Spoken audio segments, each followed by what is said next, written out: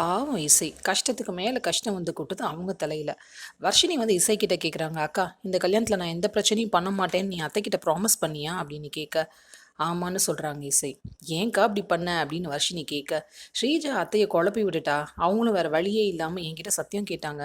நானும் அவ பேச்ச நம்பி அத உண்மைன்னு நெனப்பாங்கன்னு தான் சத்தியம் பண்ணேன்." அப்படின்னு சொல்ல, விஷாலுக்கு இப்பதான் இசை மேல கொஞ்சம் கொஞ்சமா ஒரு அன்பு வருது. "இசை, நீ எத்தன பிரச்சனைய சமாளிக்கிற? எல்லார் மேலயும் எவ்வளோ அன்பா இருக்க. யூ ஆர் ரியலி கிரேட்" அப்படின்னு மனசுக்குள்ள நினைக்கிறாரு. இந்த பக்கம் ஸ்ரீஜாவுக்கு ஒரே சந்தேகம். வர்ஷினியும் டாக்டரும் அவ்வளோ நேரம் என்ன பண்ணாங்க அப்படின்னு. ஒரு சாதாரண செக்கப்க்கு இந்த நர்மதா எதுக்கு இவ்வளோ நேரம் எடுத்துக்கிட்டாங்க அப்படின்னு ஒரே யோசனை அவங்களுக்கு ஓடிட்டே இருக்கு. அவங்க 2 பேரும் இறங்கி வரும்போது அவங்க முகமே சரியில்லையே. இந்த இசை வேற பாதியில எங்கேயோ தொலைஞ்சு போயிட்டா. இவளுங்களுக்குள்ள ஏதோ நடக்குது அப்படின்னு ஸ்ரீஜாவுக்குள்ள ஓடிட்டே இருக்கு. என்ன நடக்குதுன்னு கண்டுபிடிச்சிடணும் அப்படின்னு சொல்லிட்டு வர்றாங்க.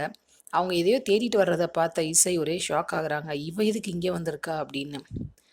ஒரே மாதிரி பிரச்சனை வருது. இசை தான் சால்வ் பண்ணுவாங்க. இதையே மாற்றி மாற்றி காமிச்சிட்டே இருக்காங்க. இன்ட்ரெஸ்டிங்காக கதையை கொண்டு போங்கப்பா. இதுதான் ரசிகர்களுடைய ஆதங்கம்.